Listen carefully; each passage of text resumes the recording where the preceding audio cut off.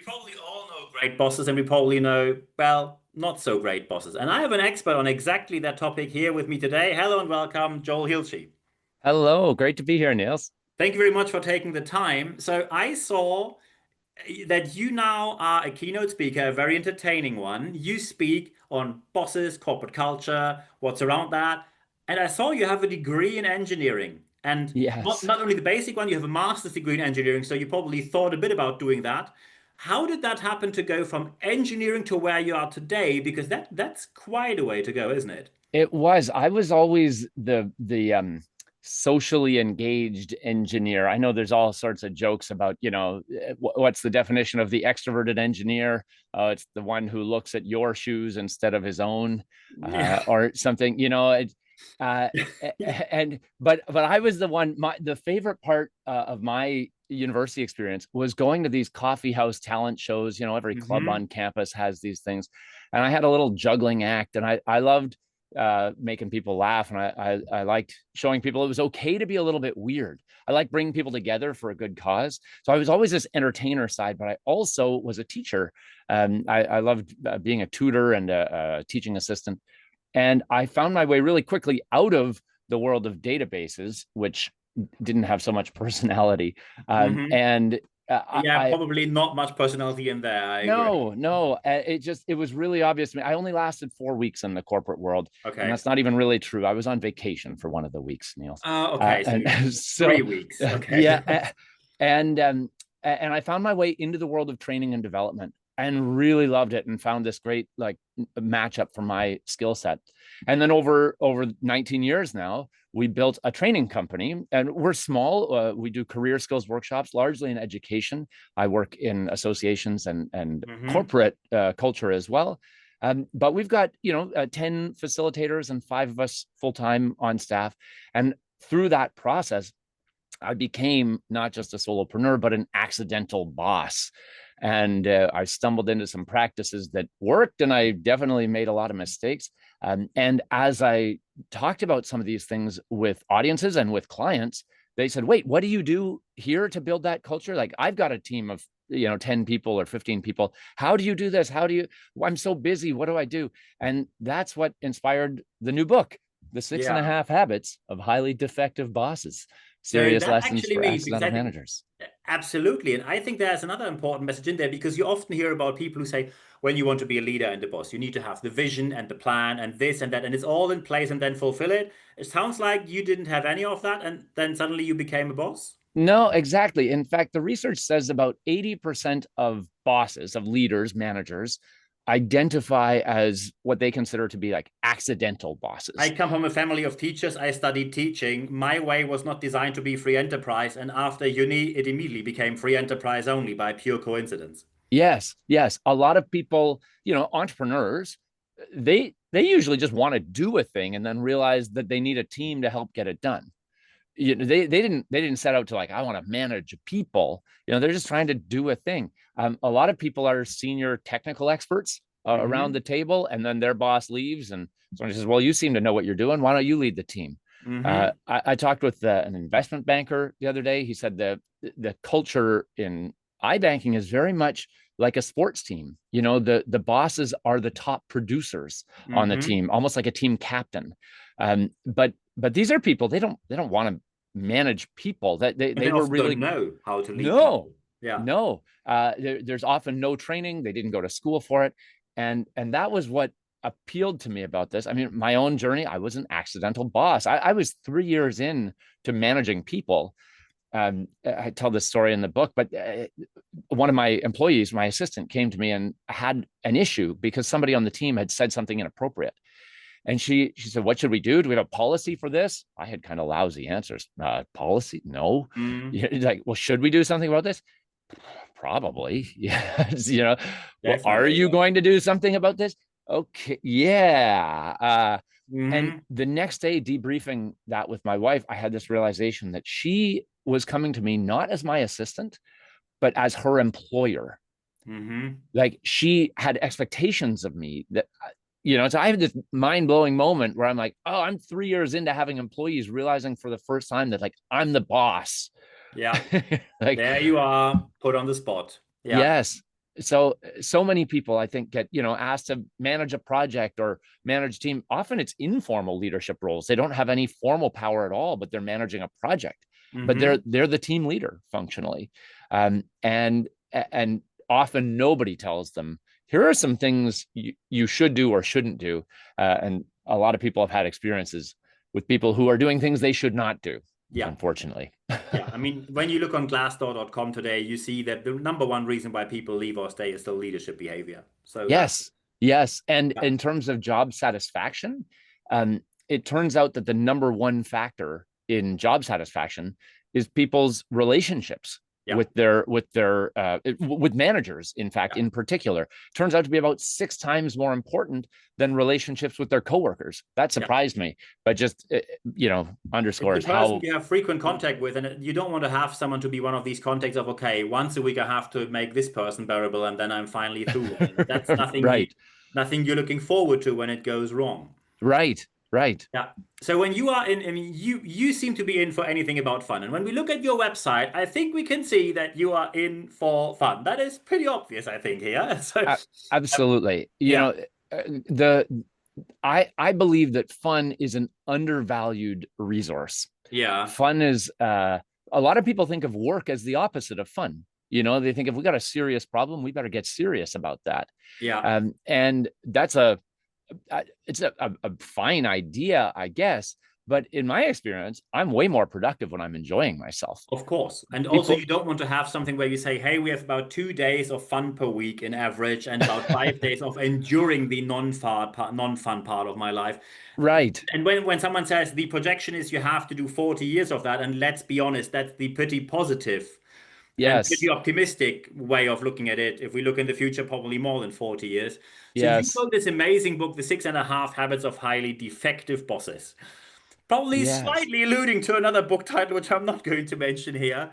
And also, you're pretty successful with it because you're touring the country. When I see what you're holding in your hands on your website, I say, what do you do with these bosses, right? So That's okay. No, those are for entertainment, not for the I know, bosses themselves. Although I we know. are we There's are no worries. considering. I might be of German origin, but I get that. Yeah, so no worries. So, what are the 6.5 habits of highly defective bosses? Okay, so I can try to run through them quickly. These things are the way I came up with these is that I listened to what people were saying about their people's stories. I asked, have you had bad bosses? Almost everybody has a bad boss story. And over time, the first things that I wrote down actually shifted as I wrote the book, because as people shared their stories, said, it's not really this, it's this other thing. So, okay, so habit one, it's called function forgetting.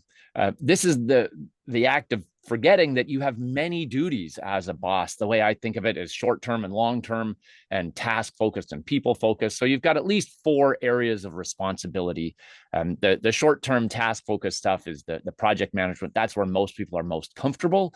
Long-term task-focused strategy. As you become a leader, you're responsible for thinking like, are we doing the right projects? Not Yeah. just, are we getting things done? On the people focused side, all of a sudden, the short term, you're responsible for the team dynamics of the group. And most leaders really had that's a surprise to them. Oh, right. People aren't getting along. Now they're coming to me to make that right in some way. And the long term part, this is, in my experience, the most forgotten thing. Long term people focused is career development. A lot of bosses or managers are a bit reluctant to have these honest conversations about career development, in part because they feel like they're coaching people off of the team. Mm-hmm. They say, what are you doing after you work with me? But that's not true. That's a misnomer or a fallacy to think that way. They're thinking about that anyways. And the question is whether you want to be part of that conversation or stick your head in the sand and ignore it. Yeah. So the first habit is don't forget any of the functions. Don't be a function forgetter. Mm-hmm. Second habit is mediocrity mongering. And the idea here is that certain people on your team will be high producers, disproportionately high producers, A players. You've talked about this. Yeah. How do you keep your top talent? And there's really a few things you can do with them. One is you can encourage them and celebrate them. Another is that you can discourage them, or maybe ignore them, but we'll lump that in with discouraging. And at first glance, some people might think, well, why would you ever discourage your high achievers? And the answer is that many people have been on teams where the majority is made to feel more comfortable by actually squashing the high performers. I can tell you an example just from last week. One of my friends works in retail, and let's face it, retail is hard to get high producers there. So they Yes. put in a rule. She works in a perfume place, and they told her and everyone else, you now get commission on each sale. And she starts to sell record amount of perfume, really pushing Wow. the store forward. And after 3 months, her boss takes her to the side and say, sorry, you just earned too much money. You're close to my salary. That's not okay. We're going to cap your commission from now on at that point. So disappointing. No, So no, does this it. is straightforward unfair. It is pushing mediocrity across the whole team. And also, surprise, surprise, hear the news. She's going to resign at the end of this month. Of Of course she course. will. Yeah. Of So, course. Somebody told me a story. She said, my boss actually came to me and said, oh, slow down. You're making everybody else look bad. And she said, I thought that was just a thing people pretended to say when they yeah, were pretending to be insecure. She said, I'm yeah, not working for that company anymore. And it was a good job, but she did not want to work there anymore. Bosses have to decide, what do I want to do with my high performers? And bad bosses are mediocrity mongers. They create a culture of mediocrity. yeah, Great bosses encourage those high performers and nurture them. yeah. Habit 3 is hassle making. Um, the little things in life are sometimes disproportionately infuriating. I don't know if you feel this way, Niels. Sometimes you ever have little things. So people, a classic example here. When people are working You with mean people bad. think people who think that broccoli is acceptable food in any dish? my, my dad had a joke. He said, "Oh, I heard about this recipe for eating kale.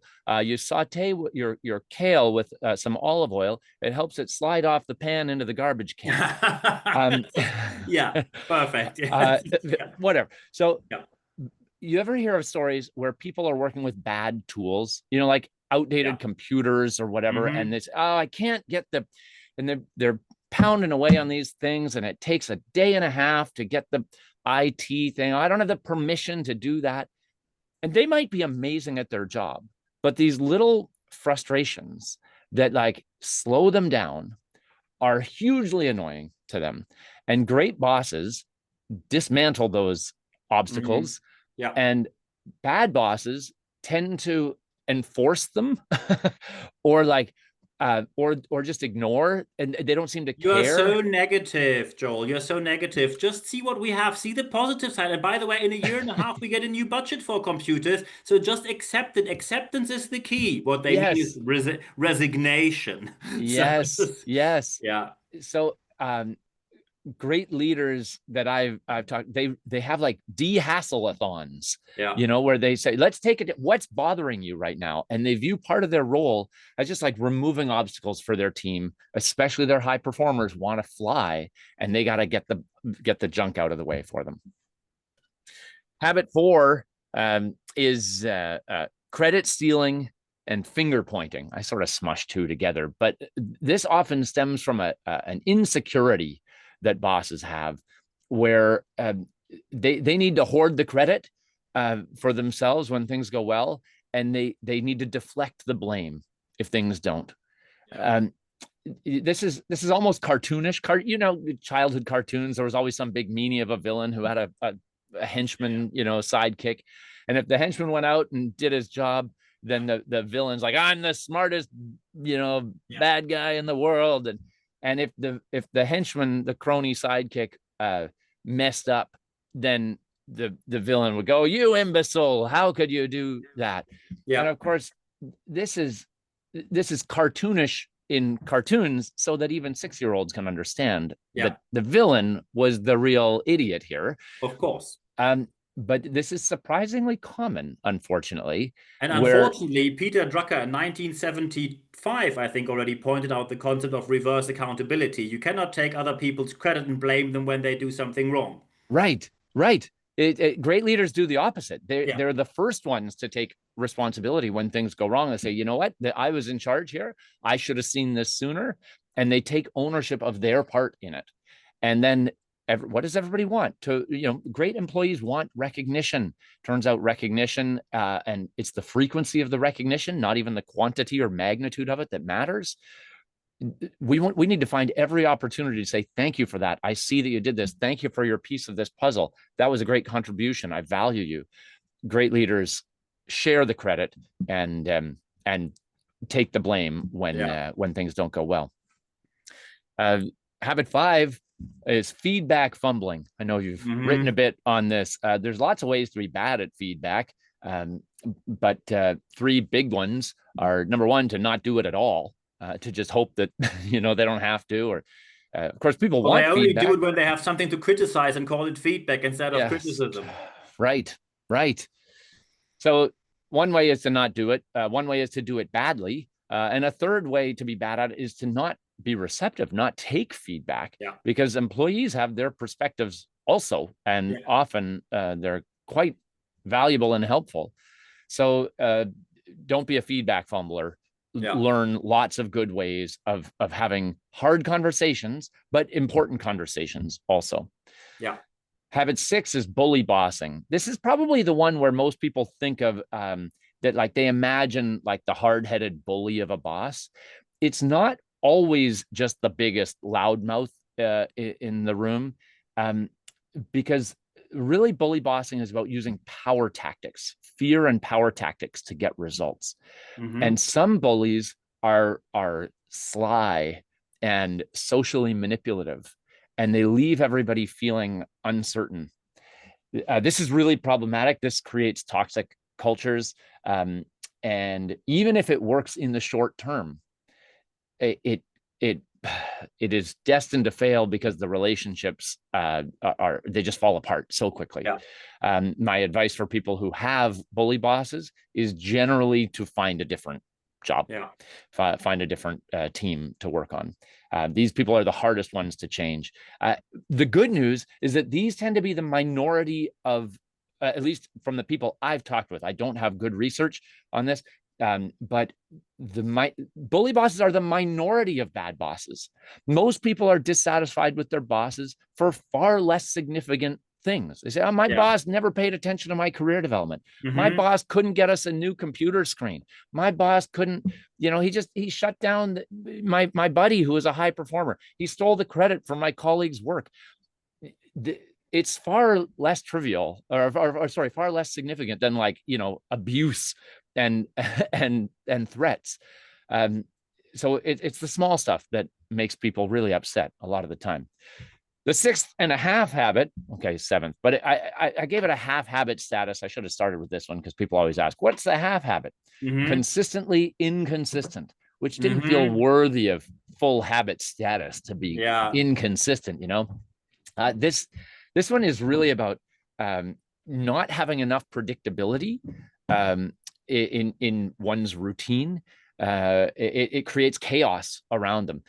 Founders and the stereotypical visionary leaders tend to fall subject to this because they're driven by their whims and they're like, no, we're surfing the world's demands, we're changing with the tides here, and we got to do this, we're innovating.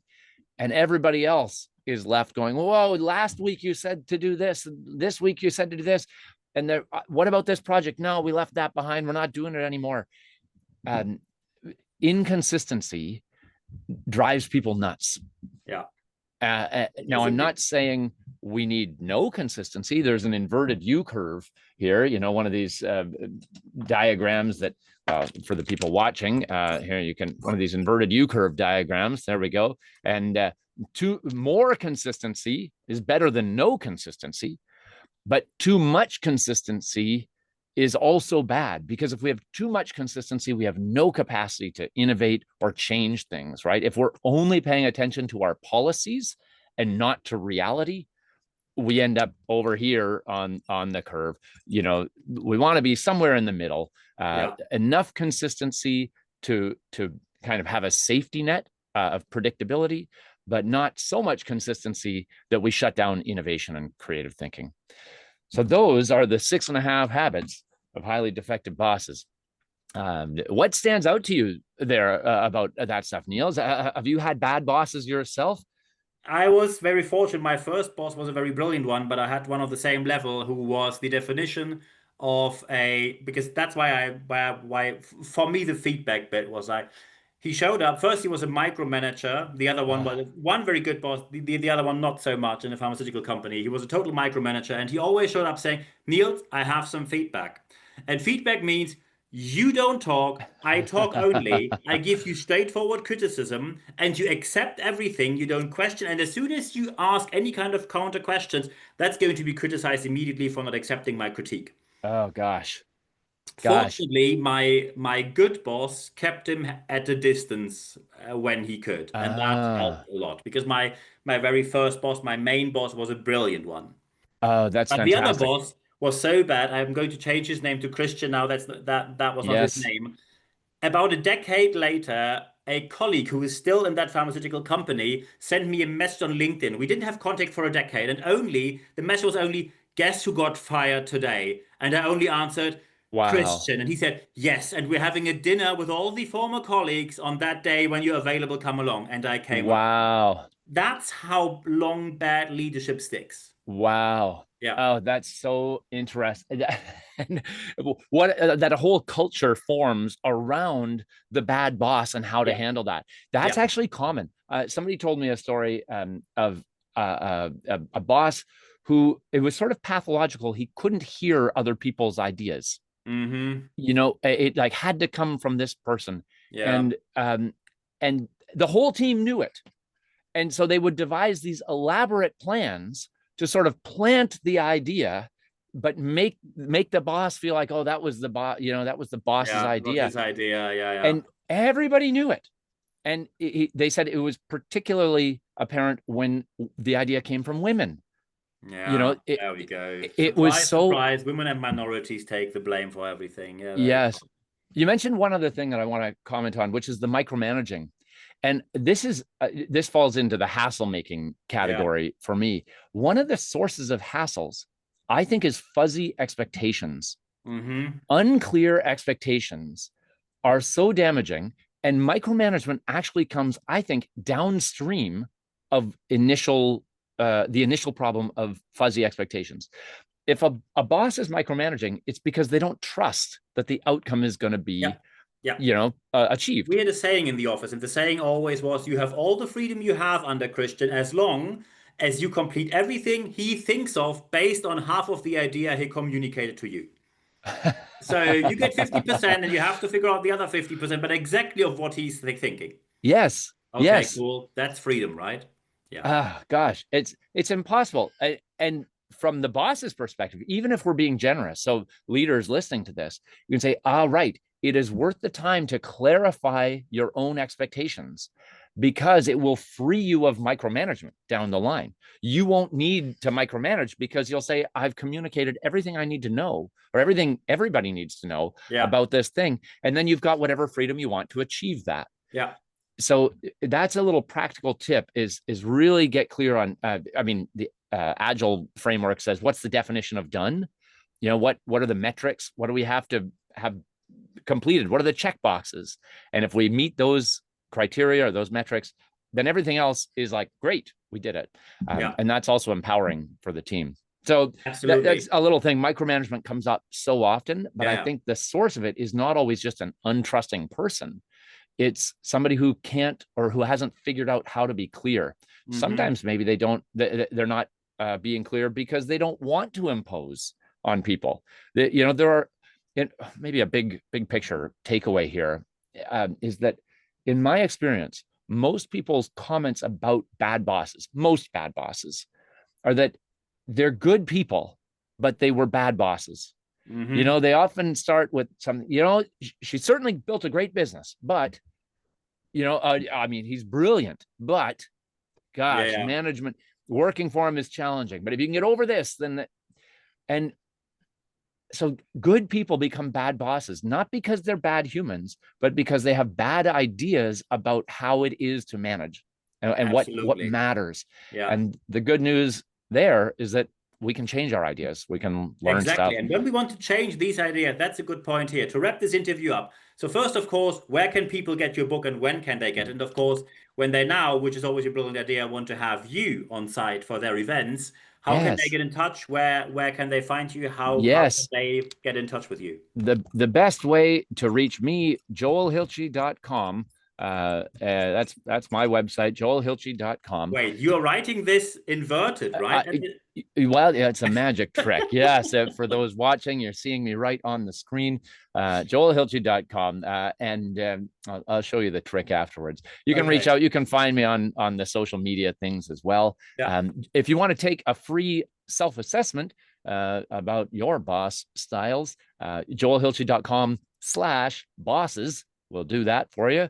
And you can get the book anywhere books are sold. Look online, it'll be there. The 6.5 Habits of Highly Defective Bosses. If you want bulk orders, you can come to me directly, but on Amazon, on all the places. And it's out mid-September. So looking forward to hearing from all of you. I would love to hear your stories as well. Maybe one last little invitation for the listeners. If you have a bad boss story, I would love to hear it. You can reach out through the website or write to bosses@joelhilchey.com. What I have loved through this process is hearing everybody's stories, and being able to hold some of the pent up frustration from people over the years, and also hearing the stories of people's great bosses. Because what I've come to believe through writing this book is that the world needs intentional bosses, that bosses have a huge influence on culture, on the employee experience. Really, it's the number one factor for people. And Absolutely. so I just believe we need to make the world better. We can make better leadership, and that makes better workplaces, and that makes happier people and a better world to live in.